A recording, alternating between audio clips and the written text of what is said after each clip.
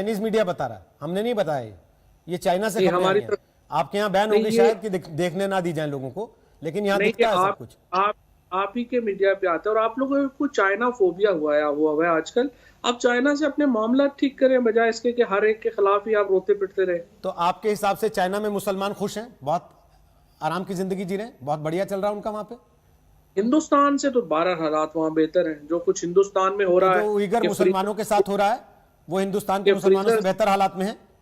के फ्रीजर से गोश्त निकल आए और लिंचिंग कर रहे हैं आपके यहाँ लोगों को। सर, यहाँ उइगर पे मुसलमानों के साथ जो हो रहा है, पाकिस्तान की उस पर सहमति है? पाकिस्तान मंजूरी देता है उसको? मेरा ख्याल है कि वहां पे मुसलमानों के जो हालात हैं वो हिंदुस्तान से बुरे हालात तो इस वक्त दुनिया में कहीं नहीं है। इतना डर क्यों लगता है सर आपको चीन से? इतने बड़े मंत्री हैं आप, इतना डरते हैं चीन से? भाई बात यह है कि आपकी लड़ाई है उसको मना कर रहे हैं आप। मैं कौन सा कह रहा हूं आप हिंदुस्तान के साथ लड़ाई लड़िए चीन से? मैं तो केवल ये कह रहा हूं जिन मुसलमानों के लिए आप दुनिया भर को चिट्ठियां लिखते घूम रहे हैं इमरान खान, वो मुसलमान चीन में हैं, पिस रहे हैं, दब रहे हैं, मर रहे हैं, उनको उनका मजहब नहीं मानने दिया जा रहा। आप कम से कम 2 अक्षर तो बोल सकते हैं उनके लिए। इतना डरते क्यों हैं चीन से? मुझे पता है लद्दाख में अभी आपको जो मार पड़ी है उसके बाद आप बहुत दुखी हैं चीन को लेकर के।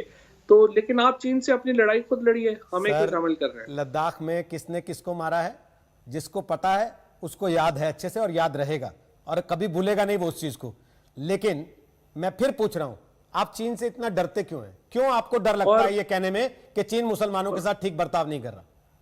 और मुझे नहीं पता कि 1962 में जब इतनी बुरी शिकस्त हुई हिंदुस्तान को चीन से, अब दोबारा किसने हिंदुस्तान को ये बताया कि दोबारा भी मार? एक कहावत है, आप तो बड़े अच्छे से समझते होंगे, खुद मियाँ फजीहत औरों को नसीहत।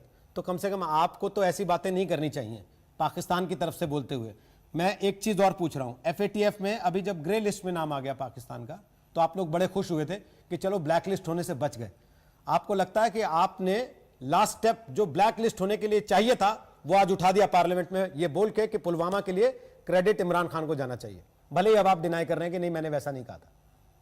नहीं, मेरा ख्याल है कि FATF में तो फरवरी में हम जो है वो बिल्कुल मुकम्मल बाहर आ जाएंगे और उसमें कोई ऐसी कोई इशू नहीं है। लेकिन जहां तक इस बात का ताल्लुक है कि हिंदुस्तान का जो मुसलमान है वो परेशान है, कश्मीरी परेशान देना, उसने जिसको वोट देना है वो उसी को देगा, तो उसके लिए कैंपेनिंग करने का फायदा नहीं। लेकिन चाइना के साथ आपके स्ट्रेटेजिक टाइप्स हो रहे हैं, आप बिजनेस डीलिंग्स में हैं, आप उनकी एक कंपनी बन चुके हैं, तो कम से कम चीन में जो मुसलमान होंगे उनमें हो सकता है कुछ एक आपके यहां से भी जाने पड़े। उनकी बेहतरी के लिए थोड़ी दुआ कर लीजिए, चीन से मांग लीजिए। डर क्यों रहे हैं इतना चीन के बारे में बोलते हुए?